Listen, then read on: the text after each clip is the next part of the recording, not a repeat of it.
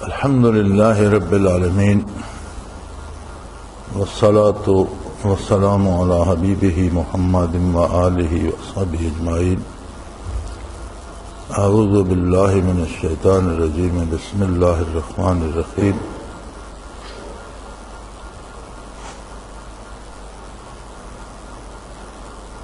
یہ ایک سوال ہے، وَمَا خَلَقْتُ الْجِنَّ وَالْإِنسَ إِلَّا لِيَعْبُدُونَ لَمْ يَطْمِثْهُنَّ إِنسٌ قَبْلَهُمْ وَلَا جَانٌّ لَأَمْلَأَنَّ جَهَنَّمَ مِنَ الْجِنَّةِ وَالنَّاسِ أَجْمَعِينَ. مندرجہ بالا تینوں آیات میں عبادت، جنت اور دوزخ کے لیے جنوں اور انسانوں کا برابر تذکرہ فرمایا گیا. یہ برابری کیسے ممکن ہے؟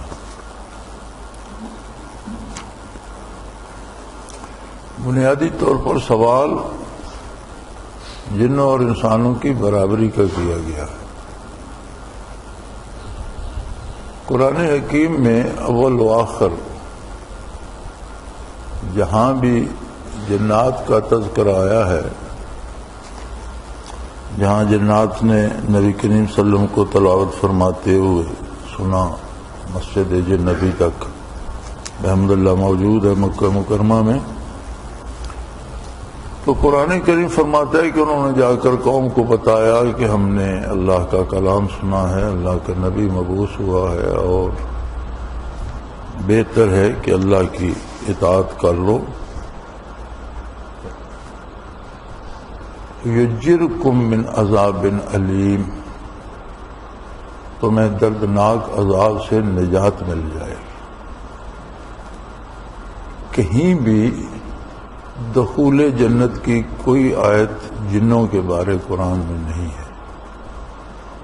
دخول جنت کی ساری آیات جہاں اعمال اور اطاعت کا حکم ہے اس کے ساتھ آتی ہے. جہاں جنات کی بات ہوئی ہے کہ وہ اطاعت کریں اور عبادت کریں، تو اس میں اگر اطاعت نہ کرو گے تو جہنم میں جاؤ گے، لیکن اگر اطاعت کرو گے تو یجرکم من عذاب علیم، تمہیں اس دردناک عذاب سے بچا لیا جائے گا. دخول جنت کی بات نہیں ہے. اطاعت کی بات جو ہے وہ ساری مخلوق اطاعت کرتی ہے، لیکن مخلوق حکم کی اطاعت کرتی ہے، جانے بوجھے بغیر اطاعت کرتی ہے. حاکم کون ہے، کیسا ہے، یہ سوال کسی مخلوق میں کے دل میں پیدا ہی نہیں ہوتا، نہ کسی مخلوق کے ذہن میں آ سکتا ہے. ان کی سوچ سے یہ بالا تر ہے، ان کی فکر سے یہ بالا تر ہے. 4 قسم کی مخلوق مکلف ہے. فرشتے، وہ بھی عبادت کرتے ہیں اور عبادت کے مکلف بھی ہیں، اطاعت کرتے ہیں. لا یعصون اللہ ویفعلون ما یؤمرون، کبھی اللہ کی نافرمانی نہیں کرتے اور وہی کرتے ہیں جس کا حکم دیا جاتا ہے. فرشتوں کے مقابلے میں ہیں شیاطین. اگرچہ شیاطین جنوں میں سے ہیں، ابلیس کے بارے ارشاد ہے کان من الجن ففسق عن امر ربہ، جنوں میں سے ہیں، لیکن شیطان اور ابلیس کی نسل سے جو ہیں انہیں توفیق اطاعت ہوتی نہیں، اور ان میں بہت کم خوش نصیب ہیں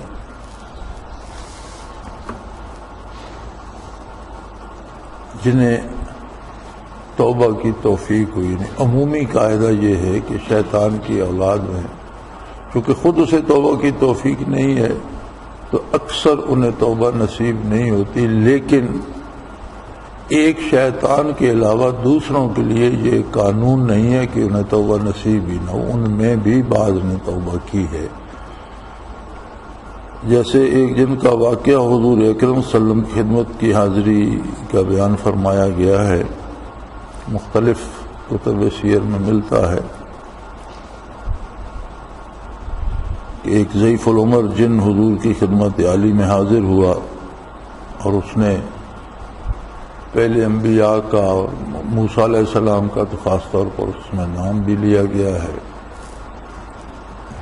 اور عیسیٰ علیہ السلام کا کہ انہوں نے سلام پیش کیا آپ کی خدمت میں اور عرض کی کہ میں ان انبیاء کی خدمت میں رہا اور انہوں نے مجھے آپ کے بارے اطلاع بھی دی جو ان کی کتابوں میں تھی، جو اللہ نے انہیں دی، اور فرمایا کہ تمہاری عمریں لمبی ہوتی ہیں، کیونکہ شیطان کو قیامت تک عمر دے دی گئی تو اس کی نسل میں بھی بہت لمبی عمریں چلتی ہیں۔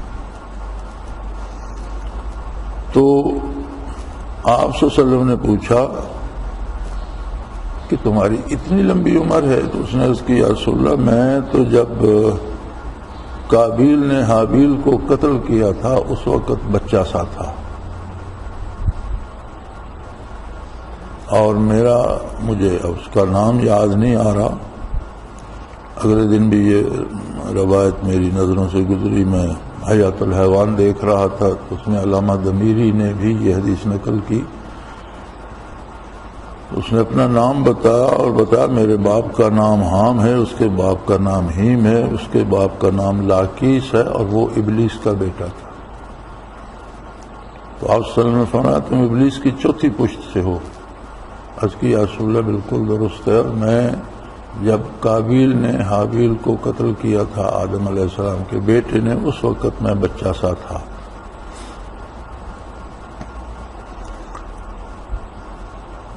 تو یہ ہیں مستثنیات، ایکسیپشنز، کہ شیطان کی اولاد میں سے بھی کسی کو توبہ کی توفیق نصیب ہو جائے، عموماً ہوتی نہیں۔ تو یہ سراپا برائی ہیں۔ اس کے علاوہ جو جن اور انسان ہیں ان کے پاس اختیار ہے کہ وہ اطاعت کریں یا نافرمانی۔ تو نافرمانی میں انسان بھی اس حد تک چلا جاتا ہے کہ اللہ کریم نے فرمایا شیاطین الجن والانس، سورہ ناس میں بھی من الجنت والناس، انسان بھی برائی کرتے کرتے شیطان بن جاتا ہے، اور حضور صلی اللہ علیہ وسلم نے فرمایا کہ جو شیطان انسانوں میں سے ہوتا ہے وہ زیادہ خطرناک ہوتا ہے۔ لیکن پورے قرآن کریم میں کہیں بھی جہاں اعمال پر جزا کا تذکرہ ہوا ہے وہاں جنات کے لیے جہنم کا ذکر تو ملتا ہے، جنت کا وعدہ نہیں بلکہ دوزخ سے بچائے جانے کا وعدہ ملتا ہے۔ تو اس پر جو علماء نے رائے دی ہے وہ یہ ہے کہ انسان کے علاوہ جو مخلوق ہے، فرشتوں کا تو تذکرہ چھوڑیے، نوری مخلوق ہے، اور انہیں جنت و دوزخ سے سروکار نہیں۔ جو جنت میں جن کی ڈیوٹی ہوگی وہ وہاں اپنی ذمہ داری پوری کریں گے، لیکن انہیں جنت کی نعمتوں سے حظ نصیب نہیں ہوگا، اور جن کی جہنم میں ڈیوٹی ہوگی وہ جہنم میں اپنی ذمہ داری پوری کریں گے، اور جہنم کے عذابوں سے انہیں کوئی سروکار نہیں ہوگا، کیونکہ ان میں یہ چیز ہے ہی نہیں، نہ نفس ہے، نہ کھانا پینا، نہ نیند ہے، نہ کوئی درد ہے، نہ تکلیف ہے، نہ یہ چیزیں ان میں ہیں ہی نہیں، ایک نوری مخلوق ہے۔ لیکن عبادت ان کے لیے بھی لازم ہے، اطاعت ان کے لیے بھی لازم ہے۔ شیطان نے انکار کر دیا، وہ دوسری طرف چلا گیا، پیچھے مخلوق رہ گئی جنوں اور انسانوں میں سے۔ تو جن جو اطاعت کریں گے وہ جہنم جانے سے بچ جائیں گے، اور انسان کے اور فرشتوں کے علاوہ باقی جتنی مخلوق ہے، حساب تو حضور صلی اللہ علیہ وسلم نے فرمایا جانوروں کا بھی ہوگا۔ اگر کسی جانور نے کسی دوسرے جانور سے زیادتی کی ہے تو اسے بھی بدلہ دلایا جائے گا، بلکہ حدیث شریف میں الفاظ آتے ہیں کہ کسی بکری نے دوسری بکری کو سینگ مارا ہوگا تو اس کا بدلہ بھی دلایا جائے گا، مگر اس کے بعد ساری مخلوق فنا کر دی جائے گی، جنات بھی اور دوسری مخلوق بھی، اور انسان جو ہے اس کی روح چونکہ عالم امر سے یہ ہمیشہ باقی رہے گا۔ اور یہی بات قرآن حکیم نے بتائی کہ جن لوگوں کے جہنم جانے کا فیصلہ ہوگا وہ بڑی حسرت سے کہیں گے یا لیتنی کنت ترابا، کاش مجھے بھی آج مٹی کر دیا جاتا اور مجھے واپس عدم میں بھیج دیا جاتا۔ تو یہ جو پہلی آیہ کریمہ ہے وما خلقت الجن والانس الا لیعبدون اے لیعرفون، کہ میری عظمت کا اقرار کریں اور میری اطاعت کریں۔ تو جہاں تک اطاعت الہی کا حکم ہے اس میں تو ساری مخلوق شامل ہے، اور اس میں جن اور انسان بھی ہیں۔ جنوں اور انسانوں کے پاس فرق یہ ہے کہ دوسری مخلوق کے علاوہ ان کے پاس اختیار ہے کہ انہوں نے اپنی مرضی سے اطاعت کرنی ہے، لیکن جن تابع ہیں ان انبیاء کے جو انسانوں میں مبعوث ہوئے۔ انسانوں سے پہلے جب جنات زمین پر آباد تھے تو اس کے بارے ارشاد ہوتا ہے، جو علماء کرام نے تفاسیر میں لکھا ہے، وہ یہ ہے کہ جب یہ بہت بگڑتے اور فساد کرتے، مزاجن ان کے مزاج میں فساد ہے، تخلیق ہی ان کی آگ سے ہے، تو اللہ کریم ابلیس کو فرشتوں کا لشکر دے کر بھیجتے، اور وہ جو سرکش تھے انہیں قتل کرا دیتے، جو توبہ کرتے ان کی اصلاح کر کے ان پر کوئی حاکم مقرر فرما دیتے۔ پھر کچھ عرصہ گزر جاتا، رفتہ رفتہ پھر حالات بگڑتے تو پھر یہ کام دہرایا جاتا۔ تو گہے برزمی بود گاہ بر فلک، ز راہ تفاخر اب فوج ملک گہے برزمی بود گاہ بر فلک، کہ بڑے فخر کے ساتھ فرشتوں کی فوج لے کر کبھی زمین پہ آتا، کبھی آسمان پہ جاتا۔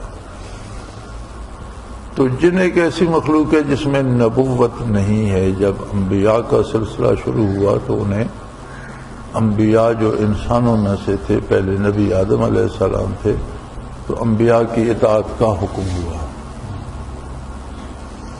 لیکن معرفت باری کا وہ معیار جو نبوت کے طفیل نصیب ہوتا ہے وہ جنوں کو نصیب نہیں ہے۔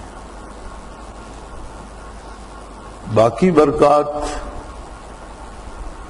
اور باقی جو لذتیں ہیں وہ انہیں نصیب ہوتی ہیں، دنیا میں انہیں وہ لذت دی جاتی ہے، آخرت میں انہیں عذاب سے بچایا جائے گا، انعام سے نوازا جائے گا، لیکن جنت میں داخل نہیں ہوں گے اور بالآخر ختم ہو جائیں گے، بلکہ جو جہنم جائیں گے وہ بھی اپنی سزا پوری کرنے کے بعد ختم کر دیے جائیں گے۔ ان کے لیے خلود فی النار نہیں ہوگا، ہمیشہ نہیں، کیونکہ انہیں ہمیشہ رہنا ہے۔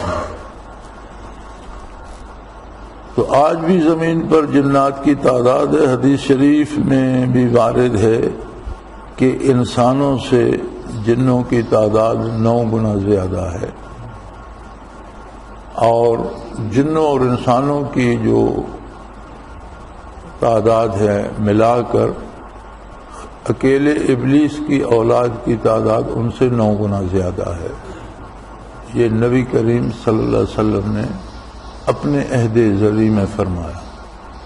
1400 سال بیت چکے ہیں، ممکن ہے جس طرح انسانوں کی نسل میں کتنا اضافہ ہو گیا، ان کی نسل میں بھی کتنا اضافہ ہوا ہوگا۔ تو یہ فرمانا کہ ما خلقت الجن والانس الا لیعبدون، جن اور انسان میں نے اپنی عبادت کے لیے پیدا کیے ہیں، لیکن عبادت جنوں کی ان کے اپنے اعتبار سے ہے، اس پر اجر یہ ہے کہ وہ اللہ کے عذاب سے بچ جائیں گے، اور بے پناہ نعمتیں زندگی کی وہ بھی استعمال کر رہے ہیں، اس کے عوض اگر اللہ کی عبادت کرتے ہیں تو انہیں معاف کر دیا جائے گا، اور اگر عبادت نہیں کرتے تو انہیں بھی سزا دی جائے گی، لیکن ان کے لیے خلود نہیں ہوگا۔ یہ دوسری آیہ مبارک جو ہے لم یطمثن انس قبلہم ولا جان، یہ جنت کی ایک مخلوق ہے حور، اس کے تذکرے میں آیا ہے سورہ رحمان میں۔ تو یہاں علماء حق نے لکھا ہے کہ یہ دنیا کے اعتبار سے کہا گیا ہے، کہ جیسے دنیا میں کہا جائے کہ کسی فلاں خاتون کو کسی بندے نے ہاتھ نہیں لگایا یا دیکھا نہیں، تو ہو سکتا ہے کہ دنیا میں بعض اوقات جن پکڑ لیتے ہیں یا جن کا اثر ہو جاتا ہے، تو اس کا رد فرمایا گیا کہ انہیں کسی انسان یا جن نے مس نہیں کیا۔ یہ باعتبار آخرت کے نہیں ہے کہ جن جنت میں جائیں گے اور انہیں حوریں عطا کی جائیں گی، ایسا نہیں ہے۔ اور لَأَمْلَأَنَّ جَهَنَّمَ مِنَ الْجِنَّةِ وَالنَّاسِ، اس میں تو کوئی استعباد ہے ہی نہیں کہ اپنے گناہ کی پاداش میں جن بھی جہنم میں جائیں گے، لیکن انسانوں اور جنوں میں جہنم میں بھی یہ فرق ہوگا کہ وہ اپنے کردار کی سزا بھگت کر جہنم سے نکال کر نابود کر دیے جائیں گے، لیکن انسان کے لیے خلود ہے، ہمیشگی ہے، اور انسان ہمیشہ ہمیشہ وہاں رہے گا۔ لہذا یہ عبادت جنت اور دوزخ میں انسان اور جن برابر نہیں ہے۔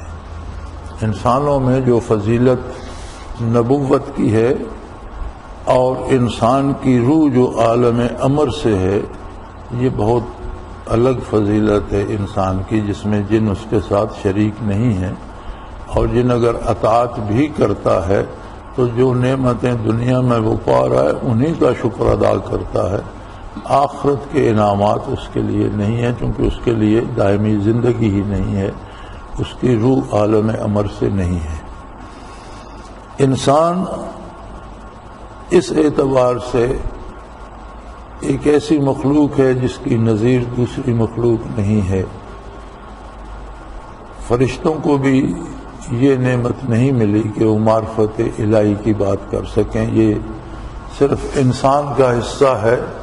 انبیاء علیہ الصلوۃ والسلام انسانوں میں سے ہوئے ہیں، اور انسان کی روح جو ہے وہ عالم امر میں سے ہے، اور عالم امر کو فنا نہیں، فنا خلق کے لیے ہے، امر اللہ کی صفت ہے، اور جس طرح اس کی ذات ابدی ہے، ہمیشہ سے ہے، ہمیشہ کے لیے، اس کی ساری صفات بھی ہمیشہ سے ہیں، ہمیشہ کے لیے ہیں، اور عالم امر جو ہے وہ صفت باری ہے۔ اب امر سے، عالم امر سے روح کو کس طرح پیدا کیا گیا؟ تو فرمایا وَمَا أُوتِيتُم مِّنَ الْعِلْمِ إِلَّا قَلِيلًا، انسانی علم اس بات کو جاننے سے قاصر ہے۔ انسان کے لیے صرف یہ بتایا گیا کہ یسألونک عن الروح، آپ صلی اللہ علیہ وسلم سے روح کے بارے سوال کرتے ہیں، قل الروح من امر ربی، انہیں فرما دیجئے کہ روح میرے اللہ کے امر سے ہے۔ وما اوتیتم من العلم الا قلیلا، کہ روح کو امر سے کس طرح بنایا گیا، یہ سوال تمہاری علم، تمہاری استعداد اور تمہارے شعور سے بالا تر ہے، لہذا فرمایا گیا کہ تم اس کو جان سکتے ہی نہیں، لہذا اس کی تفصیل نہیں ارشاد فرمائی گئی۔ تو جنات کا مکلف ہونا، انسانوں کا مکلف ہونا وہ برابر ہے، لیکن ہم دو مزدور لگاتے ہیں ایک دیوار پہ، ایک مستری ہے وہ اینٹیں چنتا جاتا ہے، اور دوسرا مزدور ہے وہ گارا ڈھوتا ہے، اینٹیں پکڑاتا ہے اسے، تو میرے خیال میں مشقت تو زیادہ مزدور کرتا ہے کاریگر کی نسبت، لیکن دیہڑی زیادہ کاریگر کو ملتی ہے نا۔ عجیب بات کہ مشقت زیادہ مزدور کے حصے میں آتی ہے، وہ گارا بناتا ہے یا سیمنٹ بناتا ہے یا بجری ڈھوتا ہے، اینٹیں ڈھوتا ہے، وہ کھڑا ہوتا ہے کوازہ بنا کر لکڑی کا، جو اینٹ اس نے پکڑائی اس سے اس کی اپنی، لیکن اس کے پاس ایک فن ہے وہ اینٹیں جوڑنے کا، وہ جو اجرت لیتا ہے اپنے اس کمال کی، اس فن کی لیتا ہے، مزدور کے پاس وہ فن نہیں ہے۔ یہ فرق ہے جنوں اور انسانوں میں کہ انسانوں کے پاس نور نبوت ہے، منصب نبوت ہے، اور جنوں کے پاس وہ نہیں ہے، لہذا جو آخرت کا اجر اور آخرت کی رحمت باری مرتب ہوتی ہے وہ اس استعداد پہ ہوتی ہے جو اللہ نے انسانوں کو اپنی معرفت کی عطا فرمائی، وہ جنات کے پاس نہیں ہے۔ تو اس میں برابری نہیں ہے۔ اگر آپ دوبارہ کبھی دیکھیں گے یا تفسیر مختلف تفاسیر کو دیکھیں گے، وہ آیات نکالیں جہاں جنوں انسانوں کا تذکرہ ہے، تو آپ کو واضح فرق نظر آئے گا۔ حوروں کے بارے بھی ایک بہت بڑی غلط فہمی ہم لوگوں میں آ گئی ہے، اور یہ سمجھا جاتا ہے کہ وہ انسانوں سے کوئی اعلیٰ درجے کی مخلوق ہے، ایسا نہیں ہے۔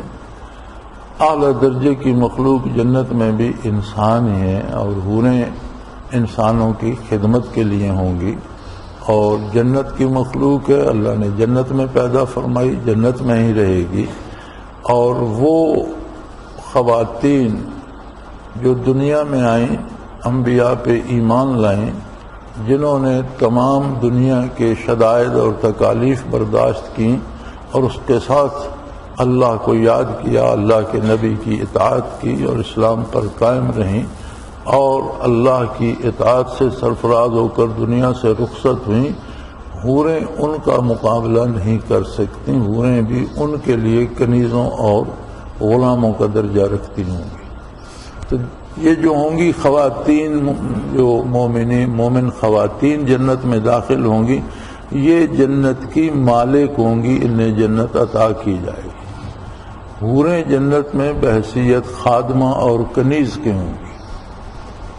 تو اصل مالک جو ہوں گی جنت کی، جس طرح مرد ہوں گے اس طرح خواتین بھی ہوں گی۔ وہ جنت ملکیت ہوگی، مردوں کی بھی، مسلمان مردوں کی بھی، مسلمان عورتوں کی بھی۔ اور یہ مخلوق نہ دنیا میں آئی، نہ اسے اطاعت نصیب ہوئی دنیا میں آ کر، نہ اس نے دنیا کی تکالیف دیکھی، نہ اس نے کفر سے مقابلہ کیا، نہ اس کا شیطان سے مقابلہ ہوا، نہ اس میں نفس پیدا کیا گیا، نہ اس نے نفس سے مقابلہ کیا۔ تو جتنی تعریف حوروں کی بیان ہوئی ہے، حضور صلی اللہ علیہ وسلم نے فرمایا کہ حوروں کے حسن کی بات ایسے ہے کہ اگر کوئی حور آسمان سے ایک ہتھیلی سامنے کر دے تو سورج کی روشنی ماند پڑ جائے،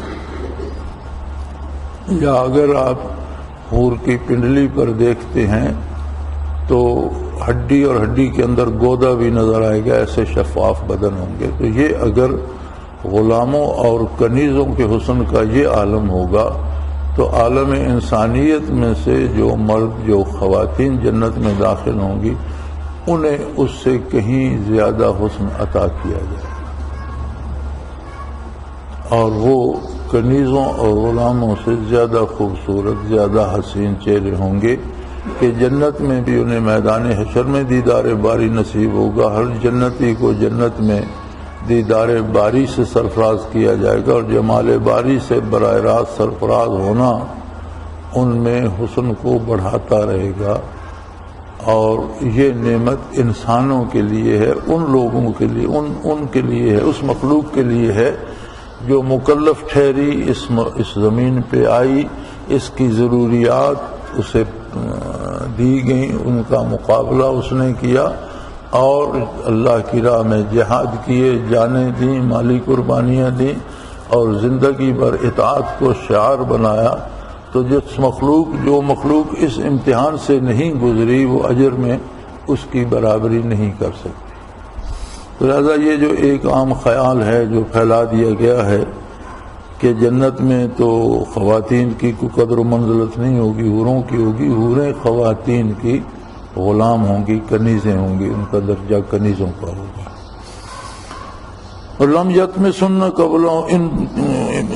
انس قبلہم ولا جان، یہ جو فرمایا گیا تو علماء حق لکھتے ہیں اس میں کہ جس طرح دنیا میں بعض خواتین کو جن مس کر لیتے ہیں یا پاگل کر دیتے ہیں یا پکڑ لیتے ہیں، تو اس کا رد فرمایا گیا کہ کوئی یہ قیاس نہ کرے کہ حوروں کو بھی کسی جن نے مس کیا ہوگا، یہ ممکن نہیں ہے۔ اور جہنم والے میں تو کوئی مغالطہ نہیں ہے کہ انسان بھی جائیں گے، جن بھی جائیں گے، اللہ معاف کرے، جو جہنم میں پکڑے جائیں گے، جہنم جن کا مقدر ہوگا، جن کا کردار ایسا ہوگا۔ لیکن پھر وہاں بھی ایک فرق یہ ہوگا کہ انسان جو گناہگار جہنم میں جائے گا، اس میں کوئی رتی ایمان کی ہوگی، کوئی ذرہ ایمان کا ہوگا، تو بالآخر وہ نجات پائے گا اور اپنے گناہوں سے گلو خلاصی کرا کے جنت میں جائے گا۔ اور جنت میں ایک تعداد ان لوگوں کی ہوگی جو جہنم سے ہو کر جنت پہنچیں گے۔ اور حضور نبی کریم صلی اللہ علیہ وسلم نے فرمایا کہ اہل جنت انہیں دیکھ کر محسوس کریں گے کہ یہ سیدھا جنت میں نہیں آیا، جہنم سے ہو کر آیا۔ وہ خود بھی محسوس کریں گے کہ یہ جو براہ راست جنت میں گئے ہیں، یہ ہم سے زیادہ خوش نصیب ہیں، ہم سے اعلیٰ درجے کے لوگ۔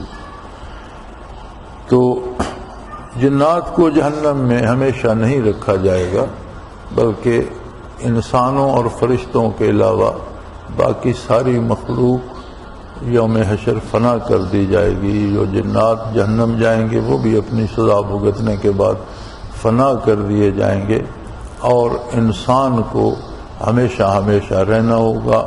اللہ کریم اسے جنت عطا کرے، جنت میں ہمیشہ رہے گا. اللہ پناہ دے جہنم سے. جو بد نصیب کفر و شرک میں مرے اور ایمان دنیا میں ضائع کر کے مرے، انہیں جہنم میں ہمیشہ رہنا ہوگا. جن کے پاس اعمال نہیں اور ایمان باقی ہے تو ہو سکتا ہے کہ انبیاء کی شفاعت سے، حضور نبی کریم صلی اللہ علیہ وسلم کی شفاعت سے ان کی جان چھوٹ جائے. بہت سو کے معصوم بچے بن جائیں گے، سفارشی کے بچے مومن جو فوت ہوئے، اللہ انہیں جنت جانے کا حکم دیں گے تو وہ چیخیں چلائیں گے کہ میرے ماں باپ کو بھی ساتھ کیا جائے. تو اگرچہ وہ گناہ گار ہوں گے، ایمان ہوگا تو اللہ ان بچوں کے تو فعل معاف کر دیں گے کہ جاؤ لے جاؤ انہیں. اور بہت سے واقعات اس طرح کے حضور نے ارشاد فرمائے. اہل اللہ بزرگان دین، جیسے ذکر کے معاملے میں آتا ہے کہ فرشتے کچھ ایسے ہیں جن کی تخلیق صرف اس لیے ہے، ان کا کام ہی یہی ہے کہ وہ روئے زمین پہ گھومتے رہتے ہیں کہ کہیں اللہ کا ذکر ہو رہا ہو تو وہ اسے اس میں حاضری دیں اور اس ذکر سے مستفید ہوں. تو حضور فرماتے ہیں کہ ایک فرشتہ پاتا ہے کچھ ذاکرین اللہ کا ذکر کر رہے ہیں، وہ دوسروں کو بلاتا ہے تو وہ جمع ہوتے جاتے ہیں، بتاتے جاتے ہیں دوسروں کے او اللہ کا ذکر ہو رہا ہے. اور اگر وہ ذکر اتنی دیر ہوتا رہتا ہے تو وہ اس طرح جمع ہوتے رہتے ہیں کہ پیچھے والے اگلوں کے آگے سے سر نکال کے کھڑے ہوتے ہیں. تو حدیث شریف میں آتا ہے کہ اتنے جمع ہو جاتے ہیں کہ ان کے سر آسمان کے ساتھ جا لگتے ہیں اور دیکھ رہے ہوتے ہیں محفل ذکر کو. اور پھر وہ بارگاہ الوہیت میں جاتے ہیں تو اللہ کریم فرماتے ہیں کہ کیا دیکھا تم نے؟ یا اللہ تیرے بندے تھے اور بڑے خلوص سے تیرا ذکر کر رہے تھے. تو ارشاد ہوتا ہے کہ گواہ رہو میں نے ان سب کو بخش دیا. تو کوئی فرشتہ عرض کرتا ہے کہ بار الہ ان میں سارے تو ذاکرین نہیں تھے، صرف ذکر کے لیے نہیں آئے تھے. کچھ لوگ تو ایسے تھے جنہیں ان میں سے کسی سے کام تھا، اسے ملنے آئے، آگے ذکر ہو رہا تھا، وہ فارغ ہو تو بات کریں تو اس انتظار میں وہ بھی وہاں بیٹھ کے. تو فرمایا میں نے ان کو بھی بخش دیا. بخاری شریف میں آتا ہے ہم قوم لا یشکا جلیسہم، اسی واقعہ کے آخر میں آتا ہے کہ یہ ایسے لوگ ہیں، ہم قوم اللہ کا ذکر کرنے والے لوگ ایک ایسی قوم ہے لا یشکا جلیسہم کہ جن کے پاس بیٹھنے والا بھی بدبخت نہیں رہتا. تو یہ فرق ہے بنیادی طور پر انسانوں اور جنوں میں. اب اطاعت تو ساری مخلوق کرتی ہے لیکن انسان کی اطاعت کا اپنا درجہ ہے، جنوں کی اطاعت کا اپنا درجہ، اور باقی جو مخلوق ہے اس کی اطاعت کا اپنا درجہ. ذکر بھی ساری مخلوق کرتی ہے. ام من شیء الا یسبح بحمدہ، یعنی کوئی ایسی چیز نہیں ہے جو اللہ کا ذکر نہیں کرتی. تو اس سے مفہوم یہ اخذ ہوتا ہے کہ دنیا میں جتنی مخلوق ہے جو ذکر نہیں کرتی وہ باقی نہیں رہتی. ام من شیء کوئی ایسی چیز نہیں ہے الا یسبح بحمدہ جو اللہ کی تسبیح نہ کرتی ہے. اس کا مطلب ہے ہر ذرہ، ہر پتا، ہر قطرہ، ہر جھونکا، ہر تنکا، ہر پھول، ہر کلی، ہر چیز اللہ کا ذکر کرتی ہے. گویا دنیا میں جو کچھ باقی ہے ذکر کے تو فعل باقی ہے، اور جو چیز دریا غافل ہوتا ہے تو خشک ہو جاتا ہے، پہاڑ غافل ہوتا ہے تو گر جاتا ہے، اور زمین غافل ہوتی ہے تو پھٹ جاتی ہے، جس جگہ سے لاوے ابل پڑتے ہیں، عذاب الہی وارد ہو جاتا ہے. تو بقا کا سبب ہی ذکر الہی ہے کائنات کے ہر ذرے کا. لیکن ان ذرات کا، ان ہواؤں کا، اس بارش کا، ان پہاڑوں کا ذکر اپنی جگہ. انسان جب کرتا ہے تو ہیں تو ذکر میں تو سارے قدرے مشترک ہیں، لیکن اس کا ذکر اپنی جگہ ہے. وہ اس کا احساس اپنا ہے، اس کا ادراک اپنا ہے، اس کی استعداد اپنی ہے، اس کی مشکلات بھی اپنی ہیں، اور ان سب کو بھگت کر، جھیل کر، ان سے نکل کر وہ اللہ کو یاد کرتا ہے. اس کی کیفیت اپنی ہے، اس کا اجر اپنا مرتب ہوگا. دوسری مخلوق کا اب جو یہ ذرات تک ذکر کرتے ہیں تو ان کا اجر یہ ہے کہ اس ذکر کے تو فعل وہ باقی ہیں، ذکر چھوڑ دیں گے تو فنا ہو جائیں گے. یہی ان کا اجر ہے کہ انہیں دنیا میں بقا نصیب ہے جب تک وہ ذاکر ہے.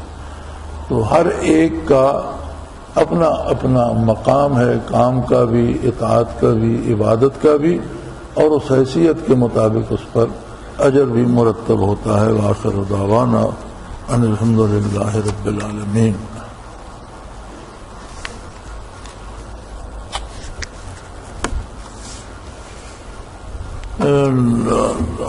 الحمد للہ رب العالمین والصلاة والسلام علی حبیبہ محمد. اللہم ربنا لا تقتلنا بغضبک ولا تہلکنا بعذابک واعف عنا قبل ذلک. اللہم ربنا لا تسلط علینا من لا یرحمنا. انت ولینا فی سفرنا وحضرنا فی مالنا واہلنا. اللہم ربنا سہل لنا امورنا کلها فی دیننا ودنیانا. رب یسر رب یسر رب یسر ولا تعسر وتمم بالخیر. اللہم انصر الاسلام والمسلمین انک علی کل شیء قدیر. وصلی اللہ تعالی علی حبیبہ محمد علیہ وسلم.